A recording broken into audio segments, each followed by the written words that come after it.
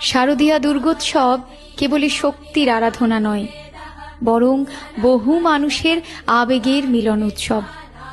জাতি, ধর্ম, বর্ণ নির্বিশেষে সকলের এক হওয়ার দিন।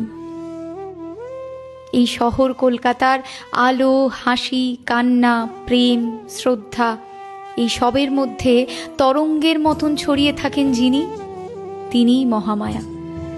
যে মানুষটা কাঠামো বাঁধেন, যে মানুষটার শিল্প সাধনা চিন্ময়ীকে মৃন্ময়ী করে তোলে, যে পুলিশ গ্রাম থেকে শহরে আসা মানুষটিকে সঠিক পথ বলে দেয় পুজোর ভিড়ে, যে মধ্যবয়সী ছেলেটা বাঁশের উপর বাঁশ বাঁধে এই গরম রোদে, যে মানুষটা পথ পরিষ্কার করেন আমার আসার অপেক্ষায়, আমি তাদেরই টানে বারবার ফিরে আসি। এরাই আমার স্বরূপ, এরাই দুর্গা। আর এদের সবাইকে নিয়েই আমার পূজা হয়ে ওঠে মহাপূজা।